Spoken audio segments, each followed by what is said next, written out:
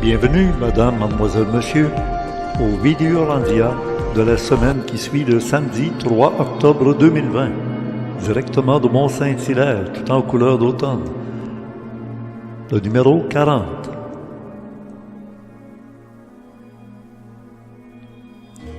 Conception, animation, Richard Glenn. Notre invité, M. Alain Niala, philosophe consultant, sur le thème qui suit bien celui de la semaine dernière, prudence. Cette semaine, c'est imprudence. Il y a des risques à prendre à parler en public de certains sujets. Il y aura une version pour le Club Créé, réservée aux abonnés du Club Créé du mois d'octobre. Ne manquez pas d'aller lire le complément surprenant de Gilles Surprenant, ou aussi d'écouter la version audio MP3 par Jean-François Poulain, tous les deux dans le forum Orandia. À la régie, comme à l'habitude, Geneviève, bien connue ici sous le nom de Spirale. Alors voici une émission très ésotérique. Bonne écoute.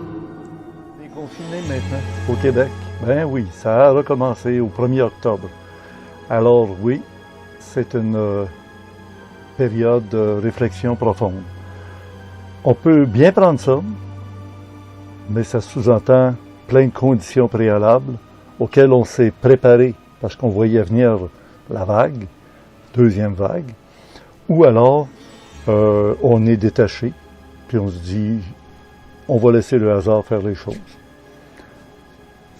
Ou on peut être fâché, enragé, on voudrait que ça arrive pas, comme quand on gèle l'hiver puis qu'il nous manque de bois de chauffage parce qu'il y a eu plus de froid que des autres hivers, ben on peut être enragé contre l'hiver. Ça ne changera rien. Hein? Alors, pour ce moment de réflexion, cette entrée en matière du mois, puisqu'on va être encore dans le Cénacle pendant un certain temps, c'est l'image que vous voyez derrière moi, le Cénacle. J'ai choisi cette image-là, qui est vraiment le Cénacle à Jérusalem, qu'on prétend que Jésus, avec ses apôtres, était réunis là, puis qu'après, ils sont allés se cacher là pendant 40 jours. J'espère que nous autres, notre confinement ne durera pas 40 jours, là. C'est pas ce qu'ils nous annoncent, en tout cas. Eh bien, j'ai comme invité M. Alain Niala, seul. Bonsoir, Alain. Bonsoir. Eh oui, je pense que c'est un moment de réflexion qu'il nous impose encore une fois. On est en pleine lune. Oui, c'est la pleine lune le jour même qu'on fait l'émission, oui. Donc, c'est le jour de la pleine lune et c'est le début d'un cycle de 28 jours, un cycle lunaire. Donc, qui vivra verra. Ouais. C'est pas fait pour ça. Eux autres, leur calcul, c'est 2 fois 14 jours d'incubation. Ouais. Mais disons que quand même, 28 jours, c'est le temps d'une lunaison avec son cycle complet là, qu'on va faire chez nous. Bon, ben écoute, je sais que tu es reconnu pour être un philosophe, consultant, on comprend, c'est un philosophe qui se met à la disposition de quelqu'un qui a des questions, qui cherche des avenues de réponse. C'est pas un psychologue, c'est pas un psychanalyste, c'est pas un psychiatre surtout, mais si c'est un philosophe, dis-moi d'abord qu'est-ce que c'est la définition d'un philosophe, rapidement Alain, parce que, évidemment... Oui, on en a déjà parlé, mais oui. J'aimerais même revenir sur une idée, c'est que ça vient le mot vient du grec, philosophe, c'est l'amoureux de la sagesse, philosophia, là. Et donc, aimer la sagesse, c'est pas nécessairement exclusivement une démarche intellectuelle. Les gens perçoivent les philosophes comme étant des penseurs, parce que beaucoup des grands philosophes, évidemment, étaient des grands intellectuels qui avaient beaucoup réfléchir et penser dialectiquement les choses. Mais les premiers philosophes, comme on a parlé au Club Créé, Empédocle, Parménide, étaient en fait des guérisseurs et des chamans à toute fin pratique. Ils approchaient la philosophie d'une façon, on les appelait des physikos à l'époque, c'est-à-dire ce qui est devenu le mot physicien et médecin. Et ils intervenaient pour l'équilibre psychologique des gens. Et plusieurs d'entre eux avaient été initiés au mystère dans des conditions très particulières qu'on pourrait vraiment comparer au confinement. Leur pratique s'appelait l'incubation. il se faisait enfermer dans une grotte, éventuellement sur un lit ou même dans un sarcophage, pour avoir une expérience de NDE, de entrer en contact avec l'inconscient puis le monde des morts et revenir confirmer dans la sensation d'être éternel, d'avoir contacté l'autre dimension. NDE qui veut dire Near Death Experience, et en français c'est EMI, expérience de mort imminente. Okay. Oui, c'est ça. Mais c'était des expériences psychologiques. Là. Il ne se mettait pas en danger vital, mais au niveau des rituels, des différentes pratiques qui les menaient à ces états-là, c'était quand même des expériences limites, là, avec des périodes de confinement longues, etc. Et aussi, il s'intéressait beaucoup aux rêves et à l'interprétation des rêves. Alors, moi, j'ai été très, très interpellé. Tu seras probablement de savoir, par exemple, que Pythagore a été initié au chamanisme par un Mongol qui s'appelait Abarir Aitroibates, qui veut dire en fait, plus ou moins littéralement, Abarir Skywalker. C'était un Mongol qui est arrivé dans le milieu où habitait Pythagore, porteur d'un nouveau message, de nouvelles pratiques, et il était fameux parce qu'il se promenait avec une lance, dont on dit qu'elle avait une pointe à 3 pôles. Et c'était commun aux Mongols, mais je veux dire, les Grecs ne comprenaient pas pourquoi quelqu'un pouvait se promener à cheval avec une lance comme celle-ci. Comme si c'était un trident, finalement. Oui, c'est ça, c'est à 3. Oui, OK, trois axes, là, 3 apex. 3 axes sur la pointe. Oui, d'accord. En fait, c'est un furba tibétain. Donc, en fait, c'est les premiers brosse-le pas, puis tourne-le lentement. Tu le brosses, puis on le suit pas, là. Tiens-le devant la caméra, puis tourne-le lentement, là. Parce que ça n'a pas arrêté de bouger. Bon, là, on vient de comprendre. Oui. Merveilleux, Alain. Merci. Alors, ça, c'est... Et on voit, là, bon, là, ça, c'est... Il date pas de la Grèce antique, là, mais je veux dire que c'est très vraisemblablement un symbole très semblable à ça qu'Abarir portait, c'est-à-dire l'équivalent d'un furba tibétain. Ben oui. Les Tibétains ayant été influencés par les mêmes Mongols. Là. Ben oui. Donc, on se trouve donc à voir les premiers philosophes qui étaient en fait des chamans capables de penser le 3. Parce qu'au fond, c'est ça la difficulté. Quand Parménide dénonce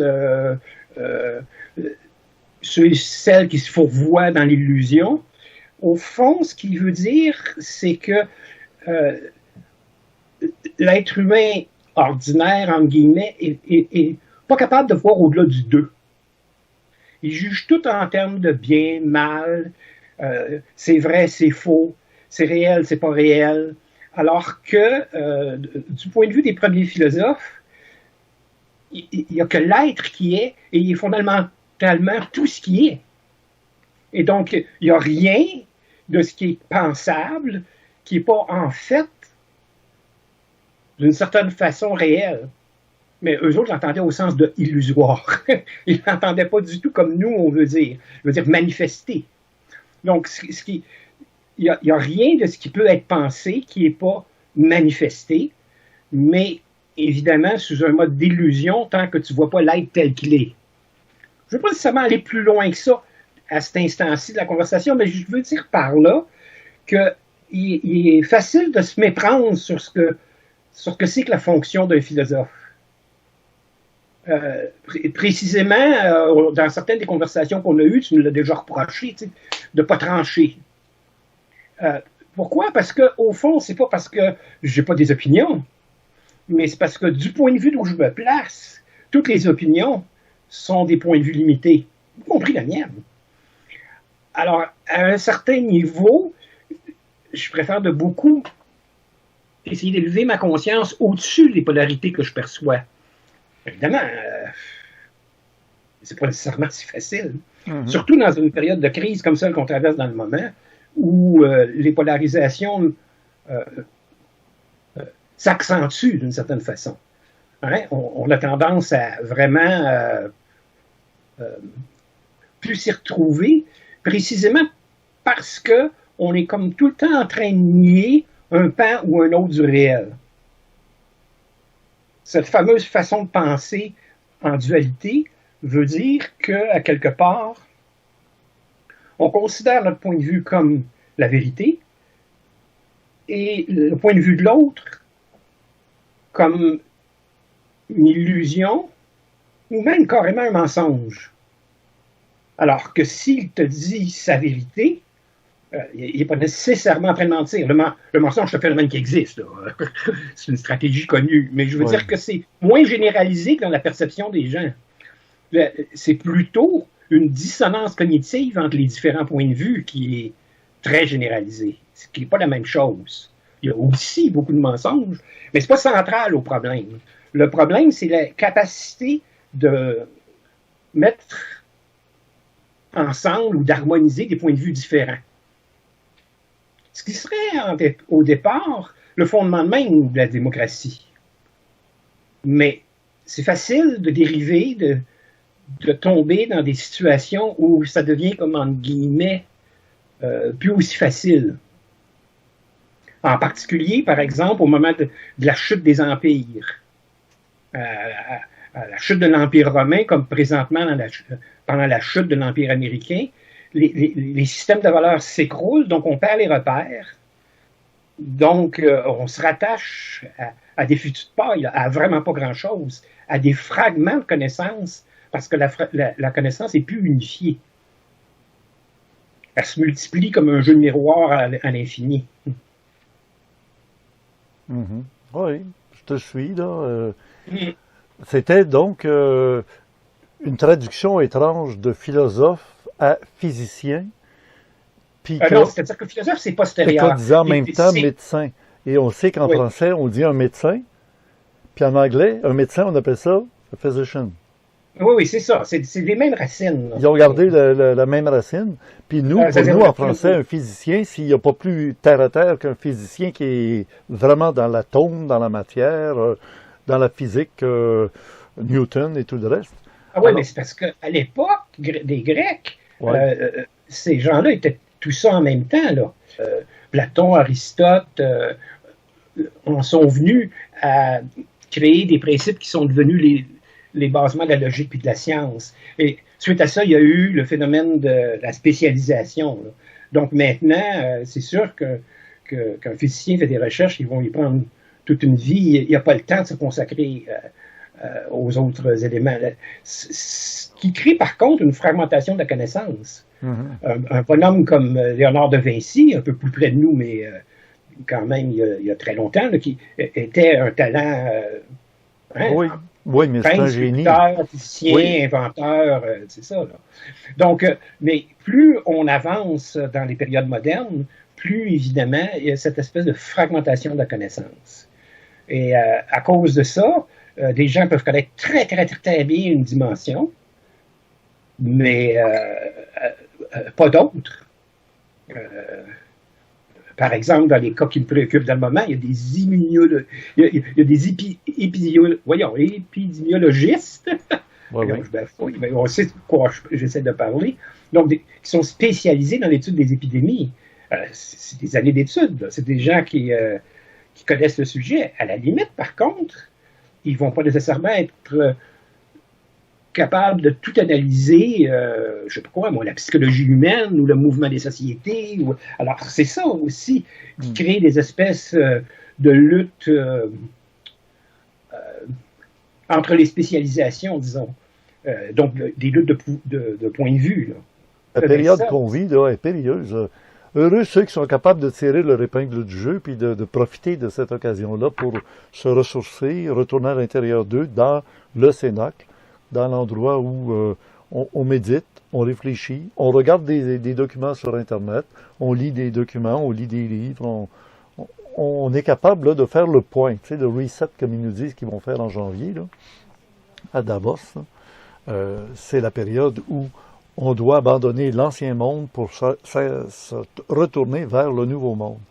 Et plus les douleurs vont être grandes dans la naissance de ce nouveau monde, plus ça va être pénible. Parce que, de toute façon, si on veut réussir à rentrer dans le nouveau monde, on va y aller de toute manière, de gré ou de force. Te souviens-tu, Richard? Oui. On avait déjà eu cette conversation-là en 1987. En effet, ça me rappelle quelque chose de rétrograde. Oui. Tu m'avais demandé à l'époque si la fin du monde s'en venait, parce que dans le calendrier Maya, il y avait des dates qui coïncidaient et qui donnaient l'impression que la fin du monde s'en venait. Et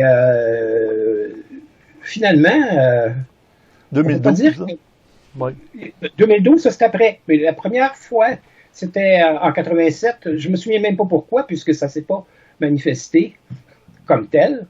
Mais j'avais été bien surpris parce que... tu parles de 1987? Oui. OK, là, je me souviens mieux. Mais évidemment, parce que ce qui est arrivé en 1992-93, c'est quelque chose d'extrêmement occulte, comme je disais à mon public qui était à l'écoute sur le câble à l'époque. Ils ont sabré le champagne parce que, effectivement, ces autorités-là ont compris que plus rien ne leur serait impossible de ce qu'ils ont projeté de faire. Exactement comme on dit dans la Bible, lors de la fameuse construction de la tour de Babel. Il y avait l'impression que là, il atteindrait le ciel, il parlerait avec les dieux, puis là, plus rien ne serait impossible de ce qu'ils ont projeté de faire. Et c'est là que Dieu descendit et les divisa dans les multiples langues. Et finalement, ça a été la fin de tout. Il faut comprendre que c'est en train d'arriver. Oui. C'est pas en disant c'est pas en train d'arriver que ça va arrêter.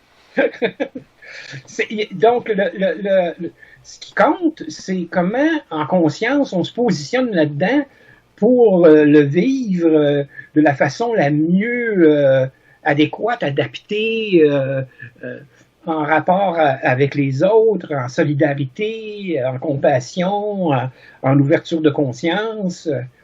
Et alors, évidemment, même le confinement, qui est un dur sacrifice, en guillemets, des conditions vraiment pas plaisantes, là, mais peuvent devenir une opportunité pour se remettre en question, pour s'observer, pour découvrir même une joie profonde. Pas facile à atteindre quand on est anxieux, quand on a peur, mais on n'est pas obligé d'avoir peur. On entend souvent sur l'Internet que les gouvernements essayent de nous faire peur. Pas spécialement. Je trouve qu'on essaye autant de nous faire peur sur l'Internet que les gens ont peur. Ça, c'est observable. Mais je veux dire,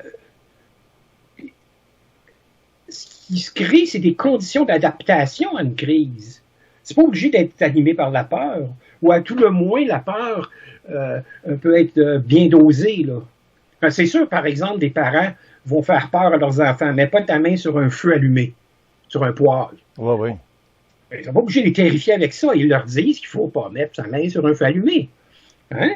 Oui, mais si l'autre, s'il est un petit peu tannant, puis qu'il veut, il veut essayer, il veut le voir par lui-même. Alors là, il faut que tu écris par la tête. Hey, touche-y pas! Ah, des fois, oui, c'est ça. Ça, c'est sûr. Il y a deux types, là. Ouais. J'aime l'argument de Guylaine Langto. Oui, Guylaine Langto, qui se fait appeler Guy, oui. Qui parle de la réaction à la crise actuelle en utilisant les deux images des moutons et des moutons noirs. Oui. Mais en fait, les uns marchent avec la carotte, les autres marchent avec le bâton. Au fond, c'est équivalent. Oui. Qu'on soit soumis, disons, à ce qui se passe, qu'on soit en rébellion, en fait, on fait le jeu de ce qui se passe de toute façon. Il n'y a qu'une façon d'échapper à la peur, à l'anxiété, c'est en ouvrant le point de vue. Si le point de vue est fermé sur un seul canal d'information, un seul mantra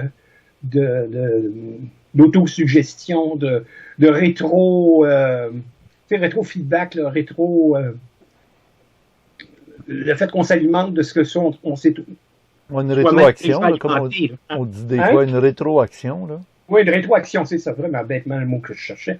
Donc, si on est tout le temps dans une espèce de boucle rétroactive, à toujours se nourrir des mêmes informations, ben, on crée une espèce de situation anxiogène, quoi. Peut-être que je pourrais introduire ici une idée bien, bien importante, parce qu'il faudrait que tout le monde le sache. Bon. L'anxiété, c'est la résistance à ce qui est. Oui. L'anxiété va monter comme une peur de quelque chose face à quoi on résiste. L'angoisse, c'est une peur face à l'inconnu. Les deux, dans un cas, il s'agit d'avoir peur de quelque chose qui est devant soi, puis dans un autre, il s'agit d'avoir peur de quelque chose qu'on ne sait pas tout à fait c'est quoi. Mais dans les deux cas, il s'agit d'une peur qui résiste à ce qu'il y a devant soi, en guillemets, ce vers quoi on s'avance. Et ça peut continuellement augmenter, entre autres, si on résiste à cette anxiété. Donc, l'anxiété va augmenter parce qu'on résiste à l'anxiété. Donc, il n'y a rien de plus anxiogène que de résister à l'anxiété et de résister aux émotions qui montent. Alors, ça peut sembler ésotérique, mais c'est éminemment pratique. Ça devrait s'enseigner dans les écoles. C'est la base même de ce qui fait que, par exemple, le confinement peut devenir une source de joie. Parce que être seul avec soi-même, c'est pas supposé être si désagréable. Évidemment, je conçois, j'ai de la compassion, je comprends très bien que ça peut être très difficile pour beaucoup. Mais c'est toujours, si on regarde bien, c'est toujours parce qu'on regarde dans le futur. Ça va être terrible bientôt, mais dans le moment, qu'est-ce qui arrive? Dans le moment, je suis seul avec moi-même. Il y a moyen d'être bien là-dedans. Et c'est une opportunité initiatique. Ça peut sembler très ésotérique, mais c'est ça le confinement. C'est pas le but. Le but, il y a des raisons pratiques, sanitaires, mais c'est l'opportunité. Au lieu de résister au fait que c'est ça qui se présente à nous, utilisons l'opportunité qu'il y a là. En fait, à chaque étape du changement, ça va être ça le défi. Oui. C'est plus facile à dire qu'à faire, on s'entend. Là. C'est ça qui est confortable dans la position de philosophe. Parce qu'il y a des gens qui vivent des difficultés très, très concrètes. Là. Mais quand même. Oui, mais étant donné que tout le monde est pris dans le même naufrage du bateau, du navire, il y a une espèce de commodité dont on peut tous profiter. Si le gouvernement n'aide pas financièrement les citoyens financièrement, là, et j'entends là, la PCU et tout ça, ça va être la révolte sociale. Alors, ils achètent la paix sociale en donnant un 2000 $ à tout le monde qui en demande, puis il y en a qui ne le demandent même pas, puis ils le reçoivent. On sent qu'ils sont dépassés par les événements, mais pour ne pas perdre le contrôle, ils vont aller au plus bas dénominateur commun, et tout le monde a besoin d'argent pour être capable d'arriver devant les besoins essentiels. C'est quand même concrètement vrai aussi. Oui. Alors, c'est quand même concrètement vrai.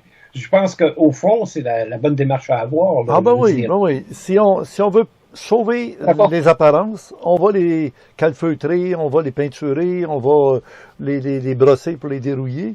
Mais au bout de la ligne, empêche que le bateau est vieux, le bateau ne tiendra pas la houle très très forte. À un moment donné, il va se déglinguer, puis tout va se casser.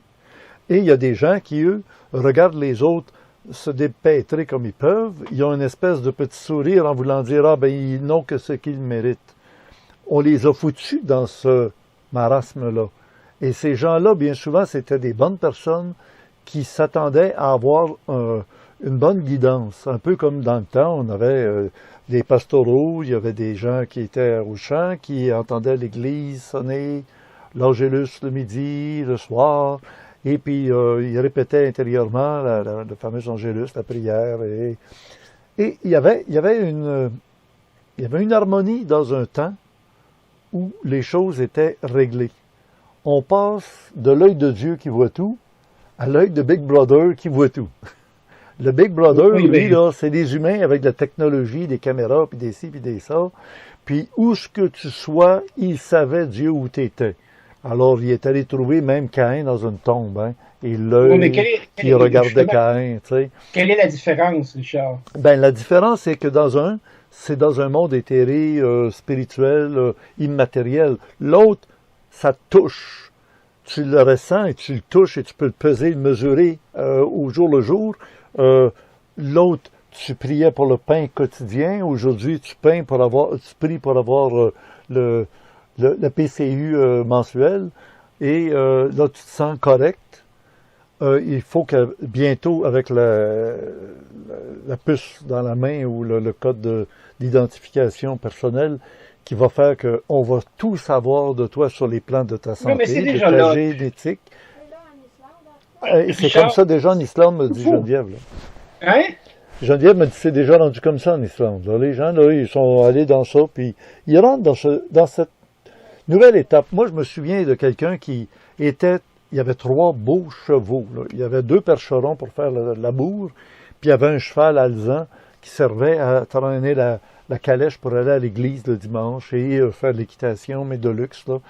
Et il a remplacé ces 3 chevaux en l'espace de 2 mois pour remplacer l'écurie qu'il y avait, les stalles, nettoyer tout ça, vider tout ça, rebâtir ça pour faire un garage pour son char à pétrole qui faisait ping, ping, ping, ping, ping, ping, ping, ping, ping, ping. Puis avec le pour faire peur aux chevaux, là, qu'il fallait qu'ils s'en aillent. Au début, quelqu'un qui rentrait dans un village avec une auto à piston, il était obligé d'avoir quelqu'un qui marche en avant de lui, plus loin, pour avertir les gens qui ont des chevaux, retenez vos chevaux, enlevez vos chevaux du chemin, il y a une auto qui s'en vient. Ça a été un bouleversement social, mais terrible, là. Parce qu'il y en a qui avaient une clairvoyance de se dire, écoute, ça ne sera pas long qu'il n'y en aura plus de chevaux dans les rues. Ça peut prendre 10 ans, 20 ans, 30 ans. Les maréchaux ferrants, ceux qui faisaient les fers à cheval. Après ça, tu as les attelages. Il y avait tout ça qui s'en allait en fumée. Des gens qui avaient travaillé, qui avaient enseigné à leurs fils à faire la suite de leur travail, et tout était... Alors là, on est pris avec un autre paradigme qui arrive bientôt, mais on est déjà dedans, comme tu dis. Ça rentre doucement, mais ça rentre et sans merci. Ça va écraser du monde, ça va ruiner du monde, ça va éliminer du monde, mais ça va donner naissance à des garages, à des garagistes, à des mécaniciens, puis avec des produits nouveaux qui arrivent sur le marché, la batterie d'automobile, la transmission, le transport de gasoline, de pétrole on va changer, là. Même ça va s'en aller. Moi, je prends cet exemple-là parce que c'est celui qui me marque le plus. On change de paradigme et on dit, c'est terrible. Attendez donc de voir quand vous n'aurez plus le droit d'avoir une auto personnelle. Quand vous allez vous rendre à un endroit, vous avez une carte qui vous dit, vous voulez aller où? Vous donnez le lieu, l'adresse, et l'auto va aller dans les meilleures routes et l'auto va aller aux vitesses légales tout le temps. Si c'est 30 km, il va aller à 30 km, même s'il pourrait aller à 35 ou 30 ou 40. Mais quand ça va être 90, il va aller à 90. Et il n'y aura pas d'accident parce que tout va être très parfaitement organisé, orchestré pour que ça suive un programme que quand il ralentit pour laisser passer l'autre, puis l'autre entre dans l'autoroute et tout le monde y va. Oui, on va se demander comment on faisait autrefois. Il y avait des stops et il y en a qui n'en faisaient pas. Ça faisait des accidents. Et le changement de paradigme, les gens, ils ont eu peur de la télévision quand elle est arrivée. D'abord, il y en a qui pensaient qu'il y avait quelqu'un dans la boîte. Ils regardaient en arrière, voir. Après ça, ils s'habillaient chic avec une cravate parce qu'ils se disaient, ils nous voient. Regarde, ils nous regardent. On le voit qu'ils nous regardent. Ils se mettaient une cravate pour écouter la télévision en noir et blanc. Quand la télévision couleur est arrivée, ça a été le scandale, ça a été la peur d'attraper le cancer à cause que la couleur ferait ça. Là, on est pris avec la 5G qui arrive, parce qu'on avait la 4G, la 3G, la 2G avant. On est pris avec des changements technologiques qui apportent un mieux-être physique. Tu me demandais, c'est quoi la différence avec l'époque où on avait la religion, la spiritualité. Là, on est tellement tombé dans la matière qu'on ne voit que du feu dans les choses de la matière, les choses. On ne s'aperçoit pas qu'on est en train de se faire avoir par ces choses-là. Comme dirait l'autre, qu'est-ce que tu possèdes dans ta vie? Oh, moi, j'ai un gros char, j'ai une grosse maison, Ouais, OK, t'es possédé. T'es un possédé par le char, par la maison, par le bateau, tu sais. Richard, on est moins passé d'un monde spirituel à un monde matériel qu'on est passé d'un monde religieux à un monde scientifique. Parce ça, j'aime ça que beaucoup. Mais attends. la spiritualité, ça existe encore. C'est sûr que c'est comme, à quelque part, un peu, disons, underground, pour prendre un néologisme. Oui. C'est moins extérieur, c'est moins manifesté partout. Mais c'était pas plus manifesté dans les églises, là.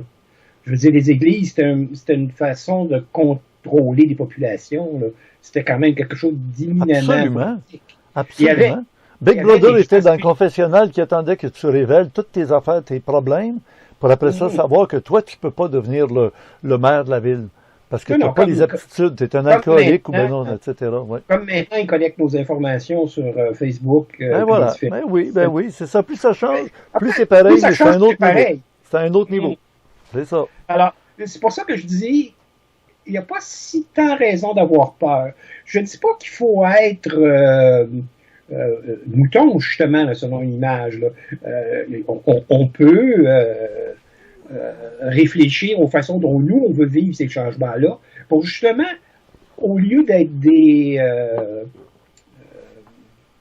témoins passifs puis des victimes du changement, on devienne des agents actifs et créatifs dans ce changement-là. Parce que ce changement-là, il a aussi besoin d'être créé. Là. Ça veut dire, il y a plein de défis, des défis incroyables au niveau environnemental, au niveau économique, au niveau de la créativité, au niveau politique, au niveau des échanges sociaux, la façon dont les gens sont en rapport. Dans le moment, à court terme, la pandémie est un des pires tests qu'on a jamais eu. Et la beauté de ça, si vous me pardonnez l'expression, c'est que c'est planétaire. On a rarement eu l'occasion de vivre une crise planétaire. Puis au lieu de penser collectivement, il y a aussi de le penser individuellement. Qu'est-ce que c'est qu'on peut tirer parti des événements qui se déroulent présentement? Chacune, oui. Individuellement, là. Toi, ta compagne, on se fait de la nourriture chez nous. Geneviève a fait de la bouffe avec tous les légumes du jardin qu'on a eu, du potager. C'est extraordinaire. Je mange végétarien comme ça se peut pas, de jour en jour. Parce que on a plus de temps pour méditer, on a plus de temps pour marcher ensemble. Pour lire, oui, absolument. Alors, c'est sûr qu'on n'a pas de recette magique. Mais tout est en train de se passer à une vitesse assez accélérée pour provoquer le changement. Au lieu de prendre 50 ans pour que ça se fasse, ça va se faire en 10 ans, de 2020 à 2030. L'agenda 2030, regardez bien, tous les items de ça sont tous, à première vue, vraiment merveilleux, positifs. Je le dis comme ça, mais comment ça va être appliqué? Ah, ça, c'est une autre chose. Oui, ça, c'est autre chose. Puis il dit qu'il y en a 17, mais il ne faut pas oublier qu'il y en a 18 en réalité. Le dernier petit carreau là, qui est noir, là, ben, ils ne nous le disent pas ce qu'il y a dans ça. C'est le plan coercitif. La police, le militaire, les prisons, les centres de... Richard. Reviens ici. Là. Ah, oui. On verra. Les oui, c'est choses, ça, on verra. Oui. L'intention est toujours très bonne et glorieuse même. J'ose pas parler de certains personnages qu'on a vus à la Deuxième Guerre mondiale qui disaient qu'ils vont dominer pour un millénium, 1000 ans. On a toujours dit jamais 2 sans 3. Il y a eu 2 guerres mondiales. On est entré dans une 3e guerre mondiale, mais pas avec les mêmes outils qu'à la Première Guerre mondiale où ils utilisaient des dirigeables. Dans la Deuxième Guerre, ben, il y avait des avions qui commençaient à être des avions à réaction. Puis dans la Troisième Guerre, ben, on est dans la génétique avec les pandémies, même s'ils ont essayé des gaz. Non, Richard, je t'avais demandé de parler là. Tu as le droit de dire ce que tu veux dans ton émission. OK. Mais comment tu peux expliquer? Parce que pour moi, c'est encore une fois, le problème, c'est que plus une vision est, comment je dirais, il y a un problème avec...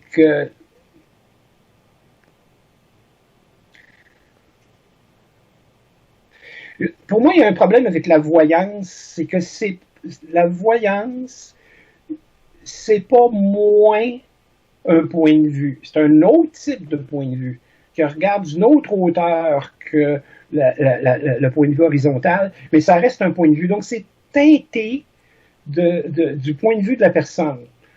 Et bon, à vrai dire, c'est pour ça que tu as pleinement le droit d'avoir tes perceptions puis de les partager. Moi, je sais qu'après les douleurs de l'enfantement, ce sera un monde merveilleusement mieux que ce qu'on a maintenant et qui est mieux qu'à l'époque des chevaux, puis mieux qu'à l'époque du Moyen Âge, puis mieux qu'à l'époque de l'homme des cavernes. Tu sais? Alors, oui, je me dis, alors, on évolue, mais on a une période difficile, mais après, mon Dieu, après l'hiver, ça va être le printemps. Alors, on organise dans la maison ce qu'on veut installer quand le printemps va arriver. D'accord. C'est parce que j'essaie de dire que c'est mieux de moins faire peur aux personnes que possible. Ça, on reproche aussi au gouvernement de différents pays de ne pas dire toute la vérité. Mais est-ce qu'on veut vraiment la savoir? Il y a quelque chose dans la façon dont tout ça se déploie, pour ainsi dire, au compte-gouttes, qui est une bonne chose. Comme là, tu dis, les changements vont se faire dans une courte décennie ou dans quelques années. Là. Puis, c'est évident, là, on est d'accord, il y a une accélération de l'histoire. Mais ça serait présumé qu'il n'y avait pas de changement auparavant. Alors que, il n'y a que ça. Ben, regarde, l'automobile, le modèle T de Ford, qui est apparu dans les années 1910 à peu près, le modèle T, c'est un moteur à explosion avec des pistons. Hey, on est rendu presque 100 ans plus tard, même plus que 100 ans plus tard, puis on est encore avec des moteurs à explosion à pistons, qui polluent, qui envoient dans les... Alors, écoute, Nikola Tesla avait une auto qui était autonome en électrique. C'est pas le même genre de Tesla que les autos Tesla qui ont des batteries énormes et qui pèsent des tonnes. Lui, il allait chercher l'énergie dans l'énergie ambiante. Et ça entrait, c'est l'énergie libre. Il nous prive de ça, bien sûr. Mais tout ça va basculer, là. Tout ça va basculer. Quand je dis 2023, ça va frapper dur, parce qu'on disait toujours depuis 10-15 ans, j'entendais tellement les gens qui disaient on va frapper un mur, on va rentrer dans un mur, on va frapper un iceberg. Oh, ça va être terrible. Il faut que ça change. Il y a trop de corruption partout. Il y a des choses qui sont empêchées de prendre le marché. On nous prive de telles inventions. À un moment donné, puis on s'empoisonne dans la nourriture, on s'empoisonne dans l'air avec les chemtrails, on s'empoisonne socialement parce qu'on coupe les budgets, on rend les gens fous. Puis à un moment donné, il faut que ça arrive, que ça change. Ben là, ça change. Ça fait dur, parce qu'il y en a plein qui ne veulent pas que ça change. Il y en a d'autres qui veulent que ça change d'une manière qui n'est pas positive, mais qui va être encore plus néfaste, parce que les autres sont égocentriques, égoïstes, puis ils veulent attirer ça à eux pour garder le pouvoir, puis tout ça. Tout ça va être déchiré, basculé. 2023, c'est le grand surrender, le grand rendez-vous, le grand reddition, abandon. On passe à autre chose, et là, on aura le temps de réfléchir des conséquences de ce qui s'est passé d'ici 2023 pour se dire, on répare, on a démoli bien des choses dans notre génétique, dans la société, dans la nature, et on va maintenant repartir à zéro, reset. Puis ça va être très positif parce qu'il y aura des gens qui auront vu clair, mais il y en a qui ne voient rien tant qu'ils n'ont pas frappé le fond du baril. Ils vont continuer à boire. Ah, j'en ai besoin, c'est bon pour mon arthrite. Puis à un moment donné, là, ils ont du délirium très mince, là, puis ils ont des problèmes parce qu'on frappe. Ils sont rendus dans le fond du baril. Puis ils sortent de l'alcoolisme parce que là, c'est fini. Là. Ou la cigarette, même chose. À un moment donné, ils apprennent qu'ils ont un cancer du poumon. Oh, on peut vous l'enlever parce qu'on l'a pris à temps. Mais touchez plus à la cigarette. Ah non, c'est fini. Puis c'est fini. Ça leur prend un choc. Mais là, socialement, comme tu dis, planétairement, c'est le choc qui arrive. Là. Ça prend un choc ou une décision. On peut prendre cette décision-là bien avant le choc. Le problème, c'est toujours le problème de la conscience. On n'est pas obligé d'arriver au choc. Ça, c'est pour ça aussi que le mur, il avance, il recule. On ne sait jamais si on l'a frappé déjà ou bien si on va le frapper bientôt ou si on est tout simplement en train de rentrer dedans. Au fond, à la vitesse où tout ça se fait, ça dépend toujours de la conscience. Mm-hmm. Parce que si on commence dès maintenant à faire les changements dont nous parlons, ben, au fond, on n'a pas besoin de rentrer dans le mur complètement, là, disons, je veux dire, au point que ça s'écrase. Il y a des choses qui sont inévitables. Ben, ça ne sera plus jamais comme avant. Mais pas spécialement à cause de la COVID. Là, c'est juste un symptôme. faut quand même se calmer. Là. C'est une crise réelle, une pandémie qui est réelle, mais c'est même pas la grippe espagnole. Là. Il y a moins de victimes, il y a moins. Donc, on est étonnamment chanceux que cette crise-là soit en fait si gérable. Et c'est là qu'on voit que nos sociétés sont en train de se désagréger, puisqu'une crise qui est raisonnablement facile à gérer, il n'y a personne qui est capable de la gérer. C'est ça. Tu as totalement mis le doigt dessus, Alain, parce que le COVID-20 qui va arriver par après, une autre mutation, une autre manipulation génétique dans le virus, ça va atteindre le système nerveux. Et là, ça va être autre chose. Là, on a eu un premier coup. Réveillez-vous. C'est déjà fait. C'est déjà dans la COVID-19. Pas besoin de dire que ça va être pire. On est dedans. Tout le monde dit que c'est vraiment pas une vraie pandémie. Il y a bien pas assez de victimes, il y a pas assez de morts. Ils nous font croire des choses. Ils mettent tout sur le dos de ça. Non, mais Richard, réveille, c'est parce qu'on est confinés. Les gens font des calculs en comparant des situations sans confinement puis des situations avec confinement. Alors, évidemment, ça donne des résultats ridicules. On a beaucoup moins de victimes parce qu'on a pris des mesures.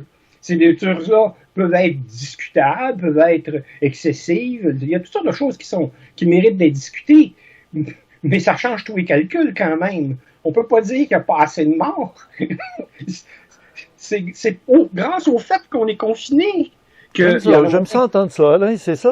Là, moi, je te pousse aussi dans tes derniers retranchements, là. Mon philosophe consultant, là, je te consulte, je t'insulte pas, là, je te consulte, mais en te poussant dans le fond, en voulant dire, écoute un peu, à quoi ça peut servir un philosophe si ça réfléchit sa propre lumière, qui est de réfléchir, il n'est pas sur le monde, il est réaliste, il est conscient du monde environnant. Tu m'as l'air d'être assez informé puis de voir le monde environnant, puis j'aime beaucoup tes réactions.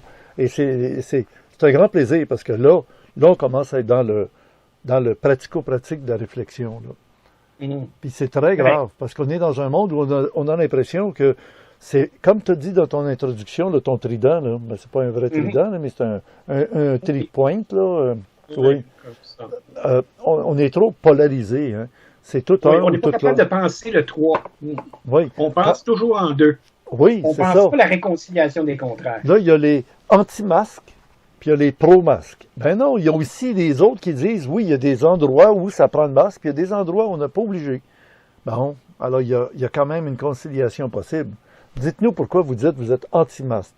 Si tu rentres dans un magasin d'alimentation, et tu circules entre les allées, même si tu as des sens uniques, tu t'aperçois qu'il y a beaucoup de monde qui ne suivent pas les sens uniques, ils ne voient pas ou ils veulent de rien savoir. Et tu rencontres face à face des gens qui peuvent tousser, qui ont toussé sur leurs mains puis qui touchent à des objets que toi tu vas aller saisir à ton tour. Il y a des précautions. On est dans un monde égocentrique, ignorant, incompétent. Et surtout, et ça, je suis fatigant, parce que je le ramène au fond à chacun de nos rencontres, inconscient. C'est-à-dire ben oui, ça pourrait se résumer à ce mot-là, c'est sûr. Oui. L'être humain présume qu'il est conscient alors qu'il ne pourrait l'être qu'au prix d'efforts soutenus qui font la base des initiations dont on parle. Et grâce aux souffrances sociales. Pas grâce aux souffrances. Non, les souffrances. C'est là qu'il réalise. Oh, c'est vrai qu'on a ça. Lui-même, il peut souffrir ou il fait souffrir quelqu'un, puis il entend l'autre pleurer. Oh, qu'est-ce que j'ai fait? Qu'est-ce que j'ai dit? Je suis en désaccord avec toi là-dessus. La souffrance peut pousser quelqu'un à faire une prise de conscience, comme elle peut l'enfoncer dans l'inconscient. Il y a des gens qui, parce qu'ils souffrent trop, sont beaucoup moins conscients qu'il aurait pu l'être s'il y avait eu des occasions de devenir plus conscient. Autrement dit, en fait, la conscience, la souffrance peut favoriser certains types de prise de conscience, c'est sûr, mais c'est plutôt la prise de conscience des conséquences de nos actes qui crée la conscience. La souffrance elle-même, ça En anglais, ça it numbs you, tu sais, ça t'engourdit, tu sais, c'est comme, oui. soit ça te rend pas conscient. Ben, il y a des rituels initiatiques, il y a des rituels initiatiques où ils vont se flageller, où ils vont se mettre des crochets sur la peau, dans le dos, puis ils se font suspendre dans les airs. C'est ça, je jamais rendu conscient non plus. Non, ça peut créer des états de conscience altérés, mais ça, c'est pas la même chose qu'être conscient. Pour être conscient, c'est être conscient de mon existence et conscient des conséquences de mes actes. Et surtout, et ça, c'est ce qui est le plus difficile, c'est ce qui fait que notre société est à certains égards psychopathologique. La véritable conscience, c'est d'être conscient que l'autre existe au même titre que toi-même. Et ça, c'est très difficile pour beaucoup. Pour beaucoup, la priorité est évidemment donnée à soi-même. C'est naturel. On peut même avoir de la compassion pour ça. On peut comprendre que ça arrive naturellement. Mm-hmm. Mais il faut savoir que c'est ça, l'inconscience. Le paradoxe, c'est que le petit égo là, qui s'imagine là, si conscient, là, c'est lui qui est inconscient. Jeff a même beaucoup répété que ce qu'on appelle l'inconscient, c'est notre véritable conscience. Puis ce qu'on appelle le conscient, c'est ça qui est inconscient. C'est le petit moi, le petit point de vue qui avance en tunnel, dans sa seule réalité, avec ses propres objectifs, seulement ses intérêts. Et donc, à ce moment-là, il peut pas rentrer dans des changements de paradigme, il est dans la répétition de son paradigme à lui. Et donc, il est constamment, même s'il il fait des recherches comme on entend, là, il va répéter ce qu'il sait déjà, par définition. Parce qu'il est en boucle par rapport à son point de vue puis ses propres objectifs. Donc, l'expansion de conscience peut juste venir d'une ouverture du point de vue et de l'effort de réconcilier les opposés apparents, le bien et le mal, dans un troisième terme. Oui. D'arriver à comprendre le travail alchimique qui vient de la friction du oui et du non qui produit un autre terme. D'ailleurs, en fait, quand on parle même en termes super contemporains d'intelligence artificielle, les anciennes formules d'intelligence dans nos ordinateurs sont binaires, 0,1, 0,1, 0,1. Et avec l'arrivée d'intelligence artificielle basée sur des ordinateurs quantiques, on commence à voir qu'au contraire, il va falloir penser comme une croix. Hein? C'est-à-dire, ça va être oui, non, peut-être que oui, peut-être que non. Et même c'est oui et non en même temps. Oui, c'est ça. J'allais y arriver. Au centre de la croix, où tout ça est vrai en même temps. Oui. Alors, ils les appellent les qubits. Oui, c'est ça. Donc, des bits, là, c'est une nouvelle forme de faire des apprentissages d'intelligence artificielle, mais au fond, comme d'habitude, ce qui s'est projeté dans la matière à travers la technologie, c'est des formes de notre conscience à nous. Là. Autrement dit, c'est parce que cette capacité de penser à 5 pôles, si tu veux, en 5D, existe dans l'être humain, qu'elle commence à exister dans la technologie. Et ça, disons, vraiment, ça fait partie des changements de paradigme dont on est en train de parler. C'est-à-dire que l'accélération des phénomènes actuels vient d'une espèce de passage d'une réalité très, très 3D, dans laquelle les événements sont complètement limités dans la matière, sont chosés, et apparaissent réels. Puis, dans la conscience de soi, on commence à penser dans la durée, on est capable de voir l'avenir, d'apprendre des leçons du passé, on étire, on n'est plus dans le 3D, on est dans le 4D, puis dans le 5D, là on rentre dans le monde quantique des différentes possibilités, donc de nouvelles possibilités. Mais ça, c'est extrêmement créateur et c'est pas la forme, c'est pas la première forme que ça a pris dans l'inconscient, c'est la notion de réalité alternative. Là. Mais ça, c'était une excuse pour le mensonge. C'est pas véritablement ce que c'est que les autres alternatives. Oui. Les autres alternatives sont des alternatives créatives. C'est pas des nids de réalité. Là. C'est des nouvelles réalités. Il y a une notion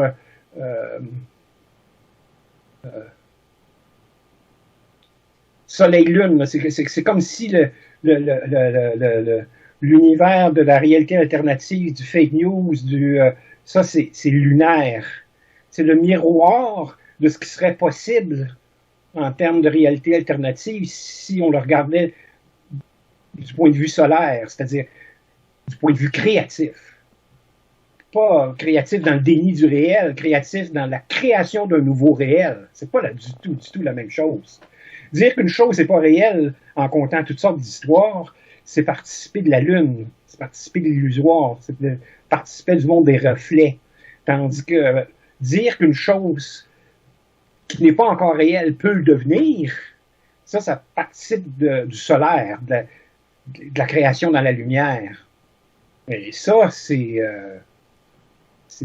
véritablement ce qu'on pourrait appeler le contact avec le supramental. Quand je pense à ton introduction de l'émission, que dire les philosophes, ils avaient une vocation de médecin en même temps que de physicien, le thème qui est gardé pour les médecins en anglais, mais que finalement, ils s'occupaient à la fois du corps et de l'esprit, et c'était indissociable. Alors qu'aujourd'hui, on a l'impression qu'on a des mécaniciens du corps avec du STP pour mettre dans le sang ou pour mettre les vitamines, puis mettre ci. Puis c'est souvent détaché, c'est seulement l'élément actif d'une plante, parce que la plupart des médicaments viennent des plantes, et on a oublié toute la synergie qui venait avec le reste qui est autour dans la même plante.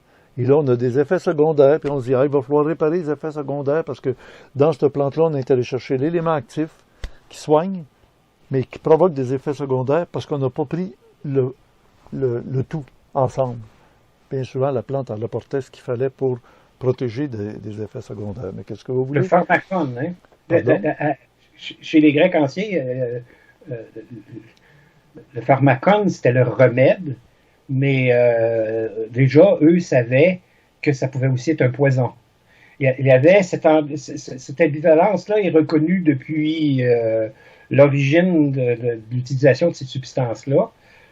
Dans le chamanisme, au contraire, les substances étaient utilisées sous leur forme naturelle. Donc, effectivement, le poison était donné en même temps que ce qui permet de l'absorber ou ce qui permet d'accéder à d'autres niveaux de conscience. Il y avait des remèdes qui avaient des effets émotifs, qui transformaient l'état psychique de la personne. Il y avait des remèdes, évidemment, qui soignaient des maladies, des symptômes, etc. Mais effectivement, puisqu'il était d'origine végétale, il contenait tous les ingrédients qui permettaient de... Oui. Bien, alors, Alain, ça fait plus d'une heure, ou presque une heure, là. Mais as-tu autre chose que tu voudrais ajouter, là? On va se quitter bientôt, là. À ta guise, là, si tu as dit... Oui, j'aurais dû parler de...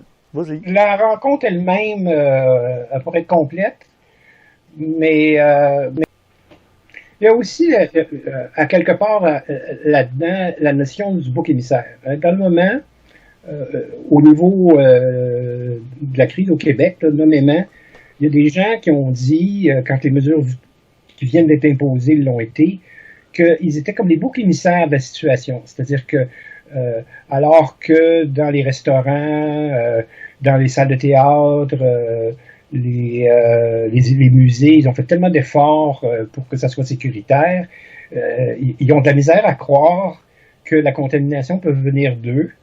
Et la même chose se dit dans les bars. Moi, je suis plus sceptique, mais ça fait rien. On peut comprendre que légitimement, ces gens-là ont fait des efforts. Et là, ils se retrouvent à être les victimes de mesures quand même assez drastiques.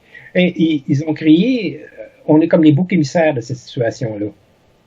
Puis, moi, je voulais comme... Oui, parce qu'on les accuse d'être les foyers de contamination, c'est ça. Parce que c'est des endroits où il y a beaucoup de monde. En réalité. Ce qui est le plus étrange, c'est qu'on les accuse de rien en réalité. En réalité, ce qu'on fait, c'est qu'on se rend compte qu'il y a de la contamination dans la communauté. Alors, on se dit, comme de toute façon, on peut difficilement l'arrêter là où elle a lieu, on va l'arrêter là où elle pourrait arriver. Oui, la communauté, tu entends par là les parties de famille, les réunions... parties de famille, les parties entre amis. Oui, oui. Il y en a beaucoup, là, je veux dire, il suffit de s'être promené un peu vers la fin de l'été, les terrasses étaient bondées, les gens considèrent vraiment là, que le party est parti, tout est fini. C'était amusant, c'était correct, là, j'en veux à personne, mais c'est remarquable. Je voyais deux travailleurs qui rénovaient leur galerie, puis ils jasaient, puis l'autre, il y en a un qui dit à l'autre, puis qu'est-ce que tu faisais, toi, pendant la pandémie? Comme si c'était fini. Ah oui, alors, oui. C'est comme les gens réalisent tout simplement pas ce qui est en train de se passer. Bon. De l'autre côté, ce qui est en train de se passer n'est pas nécessairement non plus aussi grave que d'autres le prétendent. C'est complexe. Mais ce que j'essaie de dire, c'est que donc, il y a plusieurs personnes qui sont devenues très, très négligents et ont choisi, à quelque part, un petit peu arbitrairement, qu'il y a des risques dans les restaurants. C'est pas faux, là, mais ce que je veux dire, c'est qu'il y en a probablement plus ailleurs. C'est dans ce sens-là que c'est légitime de dire que ces gens-là sont des boucs émissaires. En fait, il faut savoir... Non, mais... Vas-y, oui, j'ai hâte d'entendre ta version du bouc émissaire, oui. Oui, c'est ça. C'est qu'il y a un aspect plus ésotérique à ça sur lequel je vais aller. Parce qu'au fond, j'accuse pas le gouvernement d'avoir choisi des boucs émissaires. Il y avait, pour ainsi dire, pas le choix de mon point de vue. C'est pas que je défends ça comme les meilleurs... Mais ils sont pris avec une chose. En fait, ils n'ont pas si tant peur de la pandémie, ils ont peur que leur système de santé et leur système d'éducation s'effondre. Je veux dire, ils ont des responsabilités. Là. C'est plus ça que le fameux nombre de morts, etc. Bon. Mais le bouc émissaire a un niveau plus ésotérique. Qu'est-ce que c'est? Hein? C'est que ça a toujours existé. C'est surtout ça que j'essaie de vouloir dire. Qu'on fasse une accusation politique pointu, ça m'intéresse finalement pas tant que ça. Il faut comprendre que la psyché humaine fonctionne comme ça. Alors, le bouc émissaire, ça peut être les restaurants, comme ça peut être le gouvernement. Là, tout d'un coup, c'est de la faute au gouvernement, il y a une conspiration. Parce que quand il y a des tensions qui se créent dans une société, on cherche, il y a justement cette espèce d'accumulation d'angoisse dont j'ai parlé ailleurs. Là. Donc, on cherche à ce qu'elle se déverse quelque part. Oui. Tu as même recommandé tantôt de laisser passer les émotions, de laisser extérioriser et tout ça. D'ouvrir de le projeter. C'est ça. De l'ouvrir dans le cœur, de l'ouvrir dans la conscience, de l'ouvrir en soi-même, plutôt que de le projeter sur d'autres. Mais c'est qu'on fait tout le temps ça. Ouais. Quand il y a des tensions qui apparaissent dans une société, j'en ai déjà parlé dans les émissions du hasard à la connaissance, il y a des... Ça crée des conflits qui sont comme mimétiques, c'est-à-dire que en miroir, ça augmente d'un bord, ça augmente de l'autre. La provocation de l'un crée la provocation de l'autre, puis la tension augmente, comme dans le moment, il y a une polarisation politique, c'est particulièrement visible aux États-Unis. T'es à l'extrême d'un pôle, à l'extrême de l'autre, il n'y a pas moyen là, d'arriver à une espèce de réconciliation, d'équilibre, il n'y a aucun effort dans ce sens-là. C'est vraiment parce que l'un voit l'autre comme le démon. Hein? Il y a une distorsion cognitive qui fait qu'on projette tout le malaise qu'on ressent dans l'autre en cherchant un bouc émissaire. Donc, le bouc émissaire, c'est celui qui serait supposément coupable.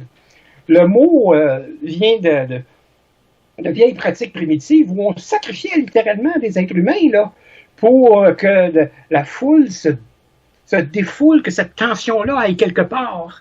La plupart du temps, évidemment, il s'agissait de victimes innocentes, mais ça permettait une espèce d'extase collective. On dit « Ah, on a trouvé le coupable, on a purgé la société. Ouais. » Chez les peuples hébreux, ça a été ritualisé. C'est qu'on envoyait un bouc à l'extérieur de la ville. C'était justement le bouc émissaire. Il portait le mal à l'extérieur de la ville. Alors, on mettait tout le mal sur lui. Les musulmans font encore ça en lapidant des boucs là, pendant le Ramadan. Ouais. Ouais, on le prenait, on le sortait de la ville et on l'abandonnait là où on le tuait. Il y a eu des variantes à travers les années, mais l'idée, c'est qu'on évacuait le méchant à l'extérieur. Madame Bonner avait demandé la parole et après nous entendrons le ministre et nous voterons. Merci, Monsieur le Président. Alors, je voulais reprendre la parole parce que j'ai entendu quelques énormités dans la bouche de certains. J'aimerais commencer par reposer une question à Monsieur le ministre qui a cité différents territoires, différentes villes, et qui n'a pas cité Marseille, à juste titre, parce que les hôpitaux à Marseille n'ont jamais été saturés, parce qu'il y a toujours eu des lits disponibles dans les services de réanimation et dans les services de soins intensifs. Parce que j'aimerais préciser devant la représentation nationale que les critères passent leur temps à changer et qu'aujourd'hui, dans les services de réanimation, la prudence de certains confrères, et on peut le comprendre, les hôpitaux sont tellement à bout de souffle qu'ils mettent aujourd'hui des patients qui ont simplement besoin de 3 litres d'oxygène. Qui, pour quelqu'un comme moi, qui ai fait bon nombre d'années de réanimation avant de m'orienter vers la psychiatrie, je peux vous dire que 2 ou 3 litres d'oxygène, c'est du jamais vu. On n'a jamais mis ce type de patient en réanimation. Et j'aimerais terminer, alors je sais que je suis une affreuse complotiste, mais regardons l'ensemble des pays européens, très proches de chez nous, simplement la Belgique, qui va réautoriser à partir de la semaine prochaine le traitement par azithromycine hydroxychloroquine. Ce n'est pas un traitement magique. J'ai le respect de toutes les personnes qui ont perdu la vie. J'ai le respect de tous ceux qui ont pu être soignés avec ce traitement. Donc arrêtons de continuer à dire qu'il n'y a pas de traitement. Donc arrêtons de continuer à dire qu'il n'y a pas de traitement. Merci. Voilà, je pensais important de vous préciser Merci. tout cela pour arrêter le que ministre. le gouvernement stopper l'errance Monsieur le ministre, du vous avez la gouvernement. parole. Je vous remercie. Dans le fait de considérer que le problème vient de tel segment de la collectivité ou de tel autre. La cause, c'est un complot du gouvernement, ou la cause, c'est ceux qui ne portent pas de masque, ou la cause, c'est les bars, ou la cause... Il y a une crise, c'est tout. On y participe tous. Puis la question, c'est de se responsabiliser, nous. Par exemple, on pourrait accuser le gouvernement d'être responsable de la mort de plusieurs milliers de personnes dans le CHSLD. Mais pour ça, il faut faire l'historique de comment cette crise-là est arrivée. Alors, cette crise-là a une longue histoire de sous-financement, de coupures, ça remonte à un gouvernement auparavant, puis le gouvernement auparavant, lui, a essayé de réparer ce qui venait du gouvernement avant, puis le gouvernement avant, lui, il avait fait des coupures parce que le fédéral l'avait fait, puis c'est une chaîne sans nom. Puis pendant tout ce temps-là, on oublie que nous, on vote pour tout ce gouvernement-là, là. Que en fait, ce sont nos choix collectifs qui se sont faits.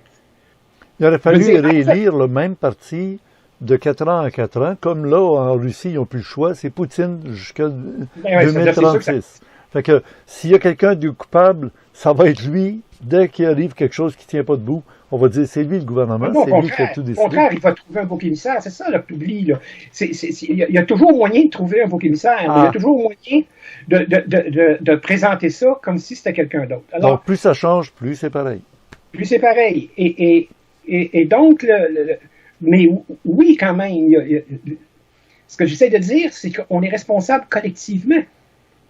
Dans l'exemple que je donnais, les choix qui ont mené à ce que les gens soient parqués dans des CHSLD, c'est aussi les choix qu'on faisait, nous, depuis s'occuper de nos aînés. Là. Je veux dire, on a tous contribué à ça. Chacun a des degrés différents. Je me suis peut-être plus occupé de ma mère que d'autres, mais ça ne change pas le fait que collectivement,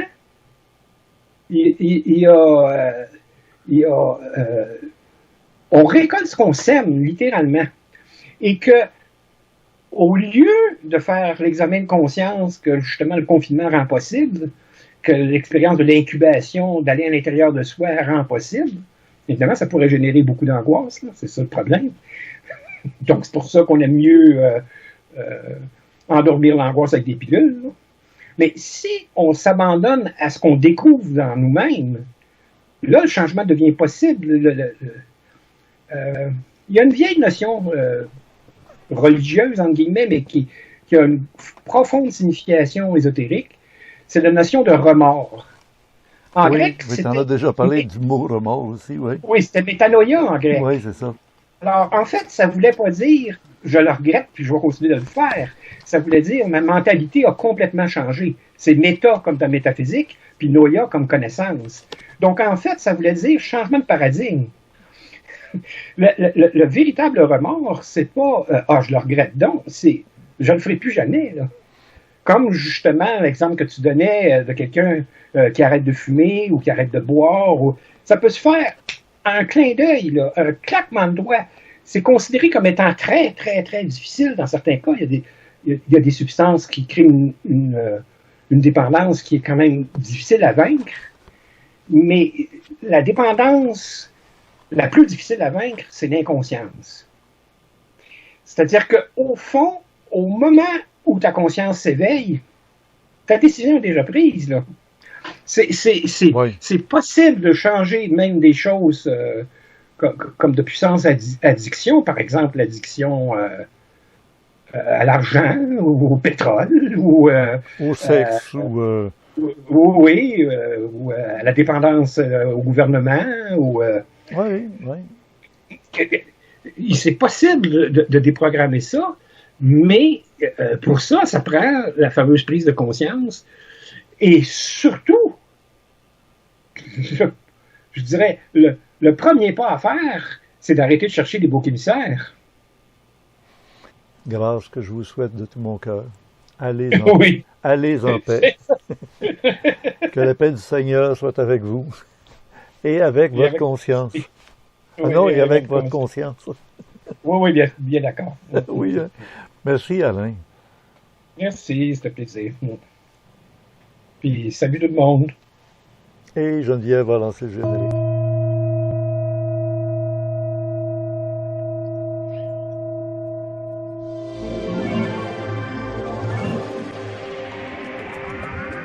En espérant que cette rencontre vous a plu, vous pouvez passer vos commentaires ici sous le Vidéolandia dans les commentaires. Le premier est épinglé et contient les liens pour aller lire le complément surprenant. C'est le Vidéolandia de la semaine qui suit le samedi 3 octobre 2020, le numéro 40, directement de Mont-Saint-Hilaire. À toutes les couleurs d'automne. Directement chez Richard Glenn, conception, animation et montage Richard Glenn, notre invité M. Alain Niala, philosophe consultant, sur le thème Imprudence.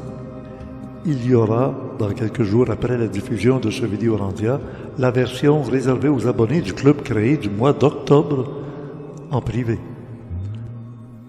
Le complément surprenant de Gilles Surprenant, ainsi que la version MP3 audio par Jean-François Poulain, tous les deux dans le forum Orandia. À la supervision technique, Emmanuel, Stéphane et Donald. Recherchiste Louis Ferland. À la régie, Spirale. De son vrai nom, Geneviève. Alors voici quelques suggestions de vidéos de nos archives qui nous rapprochent du contenu de la rencontre qu'on a eue ici aujourd'hui. Un pouce par en haut, c'est toujours très apprécié par l'équipe. Merci et au plaisir.